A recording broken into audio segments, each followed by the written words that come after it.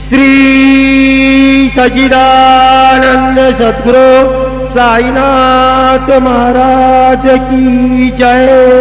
हरिः ओम ब्राह्मणोऽस्य मुखमासीद बाहुराजन्यः कृतः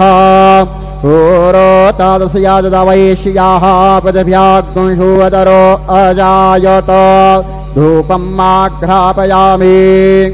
चन्द्रमा मनसो जातश्चक्षोः सूरजो अजायत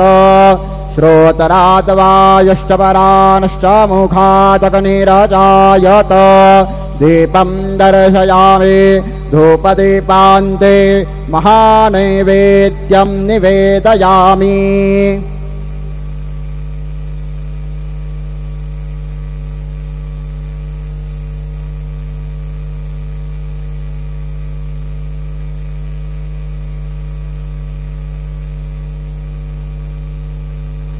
अन्नापातेन्नस्यानो तेषाणामि वस्या सुखमीनाः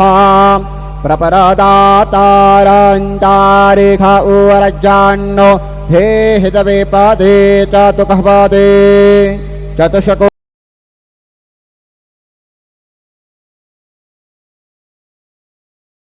मण्डलं कृतवान् तदुपरि नैवेद्यपात्रन्निधाय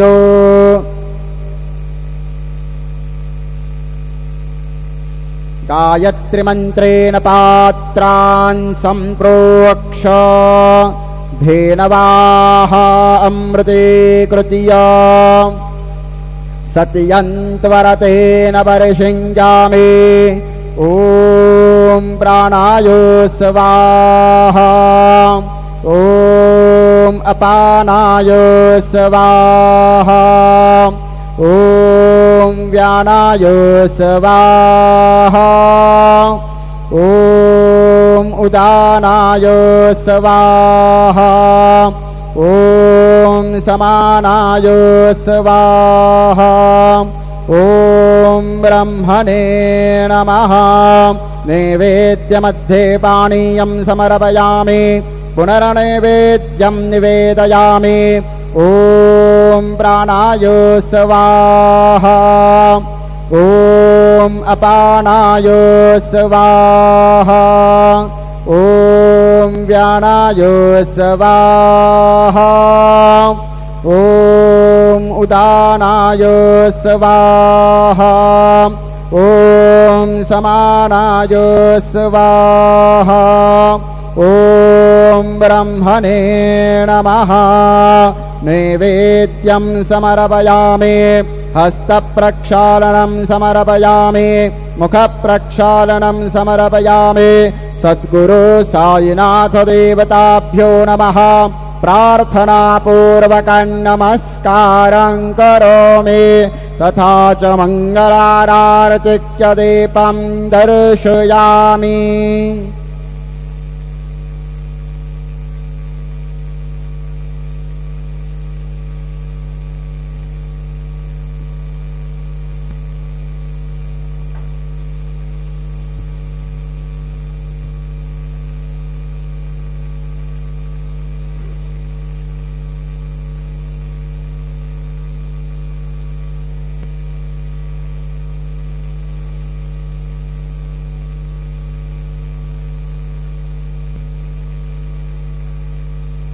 आज गुरुवार असल्याने रात्री 9:15 वाजता श्रींच्या पालखीची मिरवणूक निघेल। आज गुरुवार है, रात 9:15 बजे बाबा की पालखी की शोभा यात्रा निकलेगी। आता बाबांची माध्यान्ह आरती सुरू होत आहे। आपण सर्वांनी एका सुरात आरती म्हणावी। अब बाबा की माध्यान्ह आरती शुरू हो रही है, आप सब एक सुर में आरती गाइए। श्री सच्चिदानंद सद्गुरु साईनाथ महाराज की जय। घेऊन पंचारती करू बाबांचे आरती करू साईंची आरती करू बाबांची आरती उठा उठा हो बांधव वाळू हार माधव साईर माधव वाळू हार माधव करुणिया श्रीरमण पाऊ गंभीर हे ध्यान साईंचे हे ध्यान पाहू गंभीर हे ध्यान कृष्णनाथा दत्त साई चढो चित्त तुझे पायी चित्त बाबा पायी चढो चित्त तुझे पायी आरती साई बाबा सौख्यदातार देवा करणार जातले यावा दासा वेसावा भक्ता वेसावा आरती साई बाबा जाळून आनंद सस्वरूपे राहे दंग मोक्ष जनादावे निज डोळा श्रीरंग डोळा श्रीरंग आरती साई बाबा जयामणि जैसा भाव तया तैसानुभव गाविसे दया गणा ऐसे तुझे हे माव तुझे हे माव आरती साई बाबा तुमचे नाम ध्याता हरे संस्कृती व्यथा अगाध तव करणे मार्ग दाविसी अनाथा दाविसी अनाथा आरती साई बाबा कलियुगी अवतार सगुण परब्रह्म साचार अवतीर्ण झाला से स्वामी दत्त दिगंबर दत्त दिगंबर आरती साई बाबा आता दिवसा गुरुवारे भक्त करे देवारे प्रभु पद पाहवया भव भय निवारे भय निवारे आरती साई बाबा माझा निज द्रव्य ठेवा तव चरण रज सेवा मागणे जियाता तुम्हा देवाधिदेवा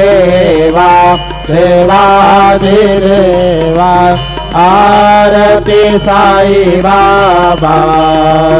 इच्छित दिनाचा तक निर्मल तोयाने जसोक पाजावे माधवया संभळ आपोले भाक आपोले भाक आरती साई बाबा सौख्यदातार जेवा करणार जातले द्यावा दासा वेसावा भक्ता वेसावा आरती साई बाबा जय देव दत्ता अवधूता हो साई अवधूता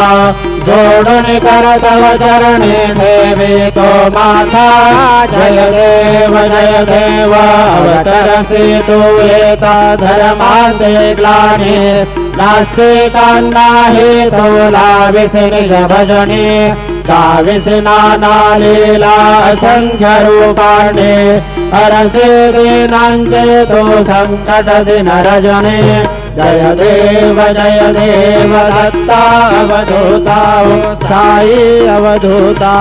जोडून कर तव चरणी ठेवी तो माथा जय देव यवनस्वरूपी इत्या दर्शनत्वादितले संशय निरसुनिया तद्वैतागालविले गोपी चन्दा मन्दा द्वाञ्चे उद्धरिले मोमिन वंशे जन्मनि लोकातारियले जय देव दत्ता अवधूता हो साई अवधूता जोडुनि कर तव चरणी ठेवी तो माता जय देव भेदन तत्वे हिंदो यवनांचा काही सावायासी झाला पुनरपि नरदेहे पाहसी प्रेमाने तो हिंदू यवनाहे जाविसे आत्मत्वाने व्यापक साई जय देव दत्ता अवधूता हो साई अवधूता जोडुनि कर तव चरणी ठेवी तो माता जय देव देवा साई नाथा त्वत्पदनत भावे परमाया मोहित जन मोचन धनि भावे त्वत्कृपये सकलांचे संकट निरसावे देशिल तरी देवाद्यश कृष्णाने गावे जय देव दत्ता अवधूता हो साई अवधूता जोडुनि कर तव चरणी ठेवी तो माता जय देव शिर्डी माझे पंढरपूर साई बाबार मावर साई बाबार मावर शुद्ध भक्ति चंद्रभागा भाव पुंडलिक धागा भाव पुंडलिक धागा याहो अवघेषण करो बाबांसी वंदन साईंसी वंदन करो बाबांसी वंदन गणो भाने बाबा साई धाव पाव माझे आई पाव माझे आई करिल्लो टांगण वंदीन चरण डोळ्यान पाहिन रूप तुझे प्रेमे आलिंगन आनंद भोजन भावे वाढिन म्हणे नाम त्वमेव माता पिता त्वमेव बंधुश्च सखा त्वमेव विद्या द्रविणं त्वमेव सर्वं मम देव कायेन वाचा मनसेन्द्रिये वा बुद्ध्यात्मना वा प्रकृति स्वभाव करोमि यद्यत् सकलं परस्मै नारायणायति समर्पयामि अच्युतं केशवं राम नारायणं कृष्णदामोदरं वासुदेवं हरिं श्रीधरं माधवं गोपिकावल्लभं जानकीनायकं रामचन्द्रं भजे हरे राम राम राम हरे हरे हरे कृष्णा कृष्णा हरे हरे श्री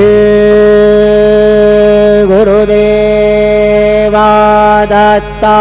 हरि ओं यज्ञेन यज्ञमयजं देवास्तानि धर्माणि प्रथमान्यासन्न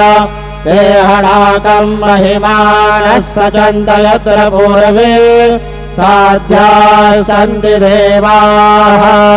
ॐ राजाधिराजाय प्रसय्यसाहिने नमो वयं वै श्रवणाय कुर्महे समे कामान् कामकामाय मह्यं कामेश्वरो वै श्रवणो दधातु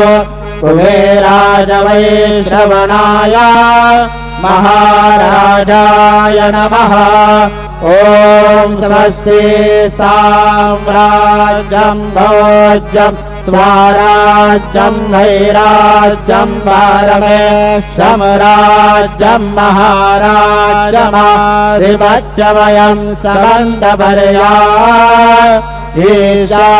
सार्वभौम सर्वयशान्तारापरार्थात् पृथिव्यै समुद्रपर्यन्ताय एकराणि तदप्येष लोकोऽभिगीतो मरुतः परमेष्टारो मरुतस्यावसङ्गृहे आवेक्षितस्य कामप्रेर्वृषभे देवाः सभासदैते श्रीनारायण वासुदेवाय सच्चिदानन्द सद्गुरु साईनाथ महाराज की जय। अनन्तातुलाते कसेरे स्तवावे अनन्तातुलाते कसेरे नमामि अनन्तमुखान्ताशिणे शेषदाता नमस्कार साष्टांग श्री साईनाथ स्मरावे मणिद्वात्प्रदानेत्यभावे पुरावे तरे भात्रिसाठी स्वभावे तरावे जगातारुणे मायताता नमस्कार साष्टांग श्री साईनाथ वसेतो सदा दामया सन्तलीला विषयाज्ञलोकान् परिजो जनाला परेयान्तरे ज्ञानकैवल्यदाता नमस्कार साष्टांग श्री साईनाथ परालाधला जन्महामानवाचा परासार्थका साजने भूतसाचा करो साई प्रेमा कळाया अहंता नमस्कार साष्टांग श्री साईनाथ करावे करी सानलपद्मबाला करावे अमाधन्य चंबो निगाला मुखे गाल प्रेमे खरा ग्रास आता नमस्कार साष्टांग श्री साईनाथ सुराधिक जंता पदावंदिताते सुखाधिक जंते समानत्व देते प्रयागाति तीर्थे पदे नम्र होता नमस्कार साष्टांग श्री साईनाथ तुझा पदा पाहता गोपवाली सदारंगले चेत स्वरूपी मिळाली करे रास क्रीडा सवे कृष्णनाथ नमस्कार साष्टांग श्री साईनाथ तुला मागतो मागणे एक जावे परा जोडितो दीन अत्यंत भावे भवे मोहनी राजहाता हरियाता नमस्कार साष्टांग श्री साईनाथ ऐसा ये पासाई दिगंबरा अक्षय रूप अवतारा सर्वहि व्यापक तो श्रुति सारा अनसयाते कुमारा बाबा काशे स्नान जप प्रतिदिवसे कोल्हापुर भेक्षे से निर्मल नदी तुंगा वनप्राशे निद्रा माहुर देशे ऐसा एवा थोड़े लोमत से वाम करे त्रिशूल डमरू धारे भक्ता वरद सदा सुखदारे देश मुक्ति चारे ऐसा लेवा पाए पादुका जपमाला कमंडलो मृग छाला धारण कर सेवा नाग जटा मुकुट शोभतो माथा ऐसा लेवा तत्पर तुझाया जे जाने अक्षय ध्याने सदने लक्ष्यो निवास करे विनरजने रक्षसि संकट वारुणे ऐसा लेवा रामर ध्यान तुझे गुरुराया दृश्य करे नयनाया पूर्णानंद सुखे एकाया नाविसे हरि गुण गाया ऐसा वासाई दिगंबरा अक्षय रूप अवतारा सर्वहि व्यापक तू श्रुति सारा अनुसयाते कुमारा बाबा लेवा सदा सत्स्वरूपं चिदानन्दकन्दं जगत्सम्भवस्थान संहारहेतुं स्वभक्तेच्छयामानुषं दर्शयन्तं नमामीश्वरं सद्गुरुं साईनाथं भगवद्वान्तविभवां समार्ताण्डमेड्यं मनोवागीतं मुनिर्ध्यानगम्यं जगद्व्यापकं निर्मलं निर्गुणत्वं नमामीश्वरं सद्गुरुं साईनाथं भवाम्बोधिमगणार्दितानां गणानां स्वपादाश्रितानां स्वभक्ते प्रियाणां समुद्धारणार्थं कलौ सम्भवन्तं नमामीश्वरं सद्गुरुं साईनाथं सदानिम्बवृक्षस्य मूलाधिवासात् बुधाश्राविणन्ते तमप्याप्रियन्तं तरुं कल्पवृक्षाधिकं साधयन्तं नमामीश्वरं सद्गुरुं साईनाथं सदा कल्पवृक्षस्य तस्यादिमूले भवदभावभजया सपर्यादिसेवा नृणाङ्गोर्वतां धोक्तिमप्ते प्रदन्तं नमामीश्वरं सद्गुरुं साईनाथं अनेकाश्रुतातर्क्यलीलाविलासे समावेष्कृतेशानभास्वप्रभावम् अहं भावहीनं प्रसन्नात्मभावं नमामीश्वरं सद्गुरुं साईनाथं सतां विश्रमाराममेवाविरामं सदा सज्जनैः संस्तुतं सन्नमद्ये जडामोददं भक्तभजनाप्रदन्तं नमामीश्वरं सद्गुरुं साईनाथं अजन्माद्यमेकं परब्रह्म साक्षात् स्वयं सम्भवं राममेवावतीर्णं भवद्दर्शनात् सम्पुनीतात् प्रभोः नमामीश्वरं सद्गुरुं साईनाथं श्री साई शत्रुवाणिधे किल नृणां सर्वार्थसिद्धिप्रदं यशमत्पादरज प्रभावमतुलं दाता विवक्ता क्षमः सद्भक्त्या शरणं कृताञ्जलिपुट सम्प्रापितोऽस्मि प्रभो श्रीमत्साई परेश पादकमलान् नान्यच्छरण्यं मम साई रूपधर राघवोत्तमं भक्तकाम विबुधध्रुवं प्रभुं माययोपहत चित्तशुद्धये चिन्तयाम्यहमर्निशं मुदा शरत्सुधांशु प्रतिमं प्रकाश कृपातपत्रं तव साईनाथ त्वदीयपादाब्जसमाश्रितानां स्वच्छाययातापमपाकरोतु उपासनादेव साईनाथ स्तवैर्मयोपासनिनास्तुतस्त्वं रमेन्मनोन्मे तव पादयुगमे रङ्गो यथाब्जे मकरन्दलुब्धः अनेकजलमार्जितपापसंशयो भवेद्भवदपादसरोजदर्शनात् क्षमस्व सर्वानपराधपुञ्जकान् प्रसीद साई सद्गुरो दयानिधे श्री साईनाथ चरणामृतपोतचित्तास्तत्तादसेवनरता सततं च भक्त्या संसारजन्यदुरितौ धवनीर्गतास्ते कैवल्यधाम परमं समवाप्नुवन्ति स्तोत्रमेतत्पठेद्भक्त्या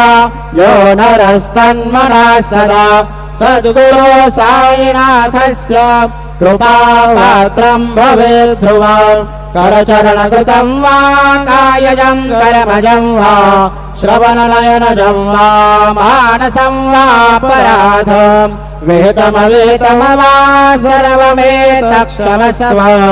जय जय करुणाब्धे श्री प्रभो साईनाथ श्री सच्चिदानंद सद्गुरु साईनाथ महाराज की जय।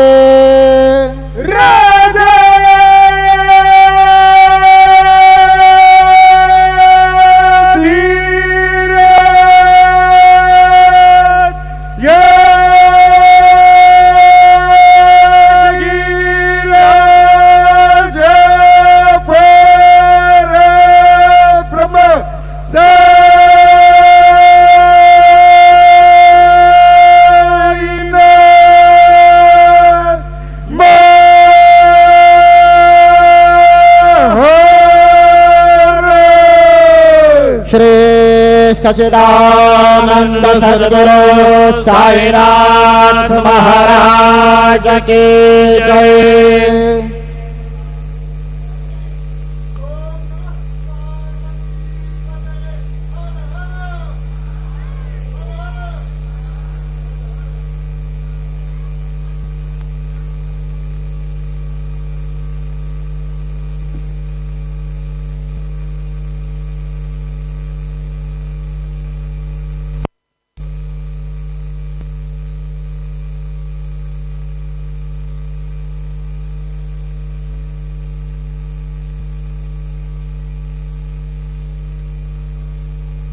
ओम साईराम।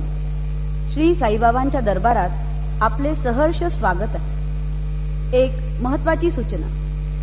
समाधी मंदिरात दर्शनाला जाताना आपापले मोबाईल फोन्स आणि कॅमेरा स्वतः बरोबर न ठेवता कृपया संस्थांच्या लॉकरमध्येच जमा करावे। तसेच गर्दीमध्ये प्रत्येकाने आपले स्वतःचे खिसा, पाकिट, पैसे आणि इतर चीज वस्तूंकडे व्यवस्थित लक्ष द्यावे। विशेषतः स्त्रियांनी आपापली छोटी मुलं आणि दागिने काळजीपूर्वक सांभाळावी। श्री साईबाबांची कृपा आपल्यावर सदैव आहेच। धन्यवाद। ओम साईराम। श्री साईबाबा के दरबार में आपका सहर्ष स्वागत है। एक जरूरी सूचना, समाधि मंदिर में दर्शन को जाते समय आप मोबाइल फोन्स और कैमरा संस्थान के लॉकर में रखने की कृपा करें और भीड़ में हर एक साई भक्त से ये नम्र आग्रह है कि अपनी अपनी पॉकेट, जेब, पैसा और जरूरी चीज वस्तु खुद ही संभालें। विशेषतः महिलाएं अपने गहने और अपने प्यारे